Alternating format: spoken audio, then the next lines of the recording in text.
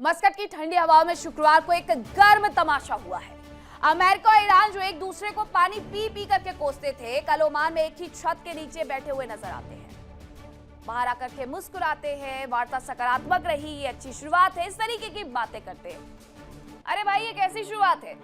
मुंह में राम और बगल में छुरी। एक तरफ आप मेज पर बैठकर के शांति का राग अलाप रहे थे, दूसरी तरफ अमेरिका से खबर आती है कि ईरान पर नए और कड़े प्रतिबंध थोप दिए गए हैं और इसे कहते हैं दोस्ती का हाथ बढ़ाकर गला रेतने की तैयारी।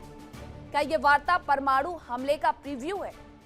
बैठक की इनसाइड स्टोरी भी आपको बताते हैं कि आखिरकार क्या मंथन हुआ है, कौन कौन से वो मुद्दे थे जिन पर चर्चा हुई है। तो पहला मुद्दा था यूरेनियम संवर्धन का, और इसी बात को लेकर के बार बार जो जान से मारने की धमकी देने तक, परमाणु हथियारों को हटा देने तक, अमेरिका की तरफ से जो ये तमाम बातें आती है वो यूरेनियम संवर्धन की वजह से आती है। बैलिस्टिक मिसाइल ये दूसरी चर्चा का विषय रहा। वही तीसरा जो इस चर्चा में सबसे ज्यादा मुद्दा गरमाया वो था ईरान इजराइल टकराव का। ईरान किस तरीके से हूतियों को, हिजबुल्लाह को इजराइल के खिलाफ हथियार देता है, इस पर भी यहाँ पर बातचीत हुई है। यही है इनके प्रॉक्सी संगठन है, इस पर भी बातचीत हुई है। प्रदर्शनकारियों की रिहाई को लेकर के बातचीत हुई है, और जब प्रदर्शन चल रहा था ईरान में, तब अमेरिका ने कहा भी था कि अगर गोलियां चलाई तो अंजाम अच्छा नहीं होगा। चीन को तेल सप्लाई करने के मुद्दे पर भी इस दौरान बातचीत हुई है। अब इस बैठक का रिजल्ट कुछ निकला या नहीं निकला वो मैं आपको बता देती हूँ। दोनों देशों की बैठक पूरे तरीके से बेनतीजा रही है। शांति वार्ता पर समझौता नहीं हुआ है, सीधी सी बात है, क्योंकि बैठक में जो कुछ हुआ उसके बाद तुरंत निकल करके और कड़े प्रतिबंध लगा देना ये अपने आप में बताने के लिए काफी है कि बैठक में कुछ भी शांति लायक नहीं रहा। बैठक में कौन कौन शामिल है वो भी आपको बताते हैं। इस बैठक में अमेरिका की ओर से Steve Witkoff, Jared Kushner, admiral Brad Cooper मौजूद रहे हैं। ईरान की ओर से अब्बास अरागची पहुंचे हुए थे, माजिद तक रवांची भी पहुंचे थे और हामिद घनबारी भी मौजूद रहे हैं। दुनिया को मूर्ख समझना बंद कर देना चाहिए लोगों को, क्योंकि अमेरिका ने एक हाथ से पीस प्रपोजल दिया और दूसरे हाथ से ईरान की अर्थव्यवस्था की कमर तोड़नी शुरू कर दी है। ट्रंप प्रशासन ने साफ कर दिया है कि यह बातचीत सिर्फ एक दिखावा है ताकि दुनिया को लगे कि उन्होंने कोशिश की थी। ईरान के तेल पर नए प्रतिबंध लगा करके उसे कोने में धकेल दिया है, और जब किसी शेर को कोने में धकेला जाता है तो वो दहाड़ता नहीं, सीधे हमला करता है।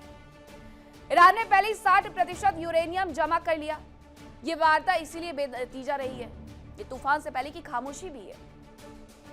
मस्कट में जो हुआ वो डिप्लोमेसी नहीं, डेथ वारंट पर हस्ताक्षर करने की तैयारी है। ये बातचीत क्यों बेनतीजा रही है वो भी मैं अब आपको बता देती हूँ। इस बातचीत के बेनतीजा रहने की जो वजह थी वो अमेरिका की शर्तें और ईरान का जवाब था। यूरेनियम संवर्धन बंद करें, यहाँ कहा गया कि शर्त मंजूर नहीं है, ये ईरान की तरफ से कहा गया था। इसके अलावा बैलिस्टिक मिसाइल कार्यक्रम को रोके, ये 6 पॉइंट थे, उसी के बारे में हम आपको बता रहे हैं। ईरान कह रही है कि हमारी सुरक्षा के लिए भाई ये जरूरी है, हम बंद नहीं करने वाले हैं। इसके अलावा क्या हुआ? प्रॉक्सी ग्रुप को समर्थन बंद करें, उन्होंने कहा कि हमारी रणनीति का हिस्सा है, हमें भी इजराइल को उसकी लिमिट में रखना है और हमारे लिए ये जरूरी है। नागरिकों पर अत्याचार बंद किया जाए, जो लोग बंधक बनाए गए थे उनको लेकर के था। ईरान का कहना है हमारा आंतरिक मामला है, हम इसमें किसी का भी हस्तक्षेप नहीं चाहते। तो ये तमाम वो बातचीत हुई है जो कि पूरे तरीके से बेनतीजा रही। बेनतीजा हम इसे बार बार इसलिए कह रहे हैं क्योंकि उसके बाद कड़े प्रतिबंध अमेरिका की तरफ से ईरान पर लगाए गए हैं, और इस वार्ता से कोई गुलाब के फूल की खुशबू नहीं बल्कि बारूद की गंध आ रही है। अमेरिका ने अपने टॉप सैनिक कमांडर एडमिरल ब्रैड कूपर को मस्कट भेजा, लेकिन क्यों? क्या कूटनीति अब जनरल्स के भरोसे होगी? साफ है कि अमेरिका कह रहा है सुधर जाओ वरना हमारे पास प्लान बी भी तैयार है। और ईरान का प्लान बी क्या है? परमाणु धमाका। तेहरान को पता है कि प्रतिबंधों की आग में जलने से बेहतर है कि वो दुनिया को अपनी परमाणु ताकत से झुलसा दे। न रहेगा बांस न बजेगी बांसुरी। ईरान इसी राह पर निकल भी चुका है। एक तरफ मीटिंग और दूसरी तरफ तुरंत से एक्शन। ईरान के साथ कारोबार करने वालों पर टैरिफ का ऐलान कर दिया जाता है, और अमेरिका ने 25% टैरिफ का ऐलान इस दौरान कर दिया। अमेरिका ने ईरान पर नए और कड़े प्रतिबंध लगाए। ओमान में हुई कूटनीतिक वार्ता के बाद प्रतिबंध 15 ईरानी तेल संस्थाओं पर लगाए गए। अमेरिका की तरफ से इन्हें बैन किया गया है। ईरान ने ओमान वार्ता को सकारात्मक बताया था, लेकिन अमेरिका का कदम एक अलग कहानी बयां कर रहा है। दोनों देशों के बीच तनाव बढ़ सकता है, यह माना जा रहा है। अमेरिका ने कहा आतंक पर पैसे लगाता है ईरान। ईरान कह रहा है कि यह भरोसे की कमी है, बड़ी चुनौती है हमारे लिए। अब ईरान ने ओमान वार्ता को सकारात्मक बताया था, लेकिन अमेरिका का कदम अलग कहानी कह रहा है। दोनों देशों के बीच तनाव और ज्यादा बढ़ सकता है, इसके कयास लगाए जा रहे हैं, क्योंकि अब नए प्रतिबंध अमेरिका की तरफ से लागू किए गए हैं। अमेरिका ने कहा आतंक पर ईरान पैसे लगाता है, वहीं ईरान ने कहा कि भरोसे के लिए कमी है, बड़ी चुनौती है। खामनेई ने खुर्रमशहर में दूसरी तरफ 4 मिसाइलें तैनात कर दी। अब याद कीजिए 2025 का वो साल जब खुर्रमशहर 4 मिसाइल ने इजराइल के अजय कहे जाने वाले डिफेंस सिस्टम को तार तार कर दिया था। 2000 किलोमीटर की मारक क्षमता है, 1500 किलो का ये बारूद ले जाने वाली मिसाइल है, और ये जब गिरती है तो मंजर सिर्फ और सिर्फ राख होता है। अब ईरान का वार्ता धोखा है या प्रहार का मौका है, वो भी जान लीजिए। ईरान ने खुर्रमशहर 4 मिसाइल तैनात कर दिया। IRGC गार्ड के एक अंडरग्राउंड जो मिसाइल सिटी है उसे भी तैनात किया गया। 2025 में खुर्रमशहर 4 मिसाइल ने इजराइल को दहला दिया था, आपको याद होगा। 12 दिनों के युद्ध में ईरान ने इजराइल को हिला करके रख दिया था। उनका आयरन डोम पूरी तरीके से क्षतिग्रस्त हो गया था। अमेरिका को चेतावनी भी है, मिलिट्री साइट्स समेत इजराइल पूरी तरीके से निशाने पर खुर्रमशहर 4 के बाद नजर आता है, उसकी तैनाती के बाद। अमेरिका और ईरान के बीच बातचीत सिर्फ और सिर्फ एक पर्दा है, क्योंकि पर्दे के पीछे ईरान ने अपनी सबसे खूंखार खुर्रमशहर 4 मिसाइल को तैनात किया हुआ है। ये बातचीत नहीं, जंग की तैयारी है। दुनिया को लग रहा है कि कूटनीतिक जीत है, लेकिन हकीकत उससे बिल्कुल उलट नजर आती है। ईरान के टेबल टॉक सिर्फ एक ट्रैप है, वो बातचीत का बहाना बना करके हमला करने का एकदम सही मौका ढूंढ रहा है। खुर्रमशहर 4 की तैनाती का सीधा सीधा मतलब है कि ईरान अब किसी भी समझौते के मूड में बिल्कुल नहीं है, बल्कि सीधे प्रहार की फिराक में। अब आपको ईरान के खुर्रमशहर 4 और अबू मेहदी मिसाइल की ताकत की जो खासियत है उसके बारे में समझाती हूँ, उसके बारे में बता देती हूँ कि इसकी खासियत क्या है। तो इसकी खासियत क्या है वो जानिए। मध्यम दूरी की बैलिस्टिक मिसाइल है ये, और इसके साथ ही अधिकतम रेंज जो इसकी है वो 1200 से 1500 किलोमीटर है। उत्तर कोरिया की मुसुदोन BM-25 मिसाइल पर यह आधारित है, उसी से प्रेरित होकर के इसे बनाया गया है। मोबाइल लॉन्चर से तेज और जबरदस्त फायरिंग करती है, जिस भी एम को निशाना करती है उसे पूरी तरीके से नेस्तनाबूद कर देती है। ईरान की IRGC एरोस्पेस फोर्स के ये अधीन है और लंबी दूरी पर सटीक निशाना लगाने की क्षमता रखती है। खामनेई का अबू मेहदी मिसाइल एक्टिव करने की वजह क्या रही है वो जान लीजिए। ईरान की naval cruise missile Abu Mahdi, इसके बारे में बताया जाता है कि ईरान ने 2600 किलोमीटर रेंज का दावा इससे लेकर के किया है। ईरानी मिसाइल रेंज में पूरा इजराइल, मिडिल ईस्ट में अमेरिका के 18 से 20 सैन्य बेस को तबाह करने की ये अपने आप में क्षमता रखता है। इसकी रेंज में कतर का आल-उदैद, UAE का अल-दफ्रा बेस तक आ सकता है। और अगर इसकी रेंज की बात करें तो अरब सागर में तैनात USS अब्राहम लिंकन को भी ये भेदने में पूरी तरीके से सक्षम है। इधर मस्कट में चाय की चुस्कियां ली जा रही थी, उधर इजराइल अपने फाइटर जेट्स में ईंधन भरा और इजराइल ने साफ कर दिया कि वो ईरान को परमाणु क्लब में शामिल नहीं होने देगा। जब अमेरिका प्रतिबंधों से ईरान का दम घोटेगा तो ईरान के पास खोने को कुछ नहीं बचेगा, और जिस दिन ईरान ने अपनी मिसाइलों का मुंह खोला उस दिन मस्कट की अच्छी शुरुआत वाली फाइल्स राख के ढेर में दबी रह जाएगी। ये वार्ता नहीं, ये विनाश का काउंटडाउन है। एक तरफ वार्ता की लोरी सुनाई जा रही है ताकि दुनिया चैन की नींद में सो जाए, और दूसरी तरफ हमले की ऐसी पटकथा लिखी जाए जो इतिहास बदल देगी। खुर्रमशहर 4 मिसाइल की फिर से तैनाती ने यह साफ कर दिया है कि ईरान बातचीत की मेज पर सिर्फ और सिर्फ वक्त बर्बाद कर रहा था ताकि वो अपने वॉरहेड्स को सही जगह फिट कर सके, दुनिया का ध्यान वहां चला जाए, और जब तक वो अपनी सैन्य तैनाती और ज्यादा कर ले और इसके साथ ही अपने जो इक्विपमेंट्स है उन्हें बेहतर तरीके से फिट कर दे जगह पर तैनात। लेकिन ये भूल गया कि अमेरिका में अब बाइडेन की नरम कूटनीति नहीं है, बल्कि ट्रंप की दादागिरी चलती है। डोनाल्ड ट्रंप ने अपनी नेवी को रेडी टू फायर मोड में पहले ही डाल दिया था। अमेरिकी युद्धपोत फारस की खाड़ी में लंगर डाले हुए लंबे वक्त से खड़े हुए हैं। उनके मिसाइल सिस्टम लॉक है, पायलट्स की उंगलियां ट्रिगर पर है। ट्रंप ने साफ कर दिया है या तो ईरान शर्तें मान ले, अपनी मिसाइल सरेंडर करे या फिर अंजाम भुगतने के लिए बिल्कुल रेडी रहे। ट्रंप की डिक्शनरी में नो कॉम्प्रोमाइज शब्द सबसे ऊपर नजर आता है। पूरी दुनिया देख रही है कि ओमान में क्या खिचड़ी पक रही है। लेकिन इस बीच ईरान में रहने वाले लोगों के लिए अमेरिका ने एडवाइजरी तक जारी कर दिया। उस एडवाइजरी में क्या कहा गया है नागरिकों से, वो जान लीजिए। यूएस ने अपने नागरिकों को इस दौरान अलर्ट जारी किया है।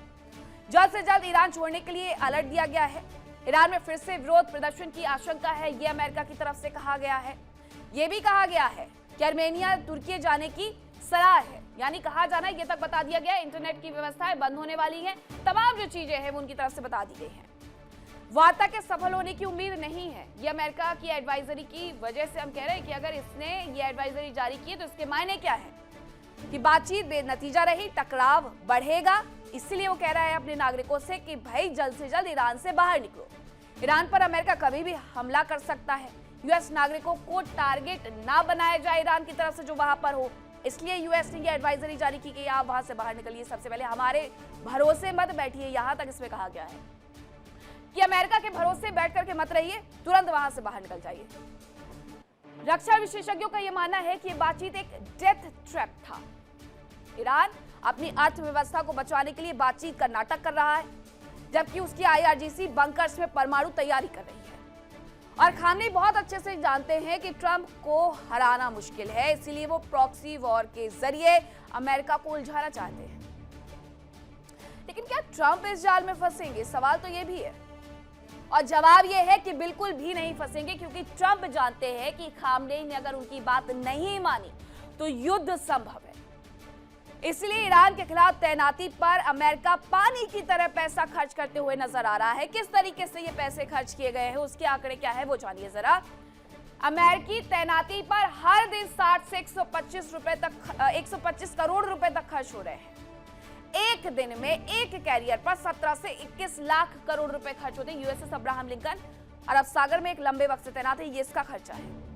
एक ग्रुप पर हर रोज 50 से 75 करोड़ रुपए का खर्चा आता है। इसके अलावा बहुत सारे और भी डिफेंस सिस्टम है जिसकी तैनाती की गई है। अब उनका क्या खर्चा है?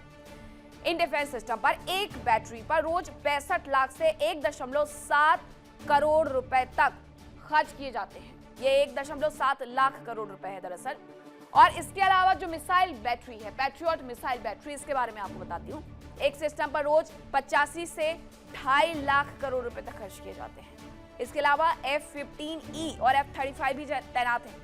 फाइटर जेट ऑपरेशन पर हर रोज 4 से 17 करोड़ रुपए खर्च होते हैं। जो सैनिक और बेस तैयार किए गए हैं उस पर, लॉजिस्टिक पर हर दिन 8 से 25 करोड़ रुपए खर्च होते हैं। हालात इतने ज्यादा नाजुक हो गए हैं कि बस एक छोटी सी चूक, एक गलत मिसाइल लॉन्च या एक गलत आदेश और मिडिल ईस्ट से शुरू हुआ ये युद्ध पूरी दुनिया को अपनी चपेट में ले लेगा और सिर्फ धमाके की आवाज आएगी। इजराइल अपनी तलवारें पैनी कर चुका है। ईरान के सुसाइड ड्रोन्स पूरी तरीके से तैयार हैं और अमेरिका के स्टेल्थ फाइटर्स आसमान में चक्कर लगाते हुए नजर आते हैं। यूएसएस अब्राहम लिंकन तो मात्र 350 किलोमीटर दूर खड़ा हुआ है और वहां पर इतने सारे फाइटर जेट्स हैं कि जब भी वो उड़ान भरेंगे कुछ मिनटों में पहुंच जाएंगे तेहरान, और उसके बाद जो तबाही आएगी वो 2025 से भी भयावह हो। 2026 का ये साल कूटनीति का नहीं बल्कि अस्तित्व की जंग का साल बनते जा रहा है।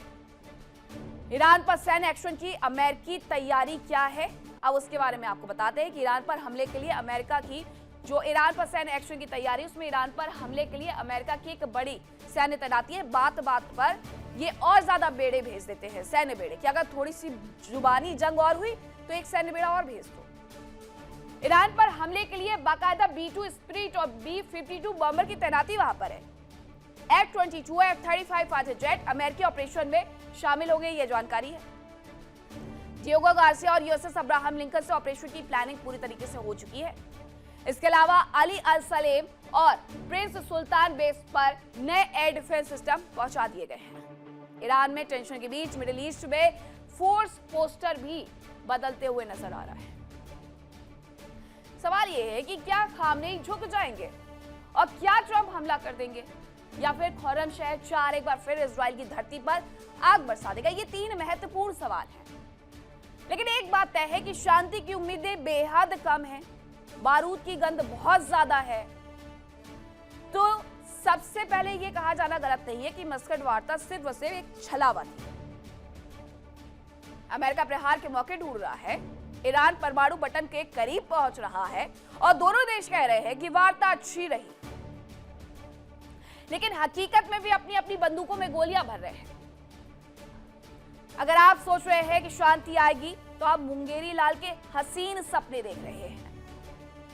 परमाणु हमला अब मुमकिन नहीं बल्कि तय नजर आ रहा है। मस्कट मुस्कुरा रहा है, कल शायद पूरी दुनिया रोएगी।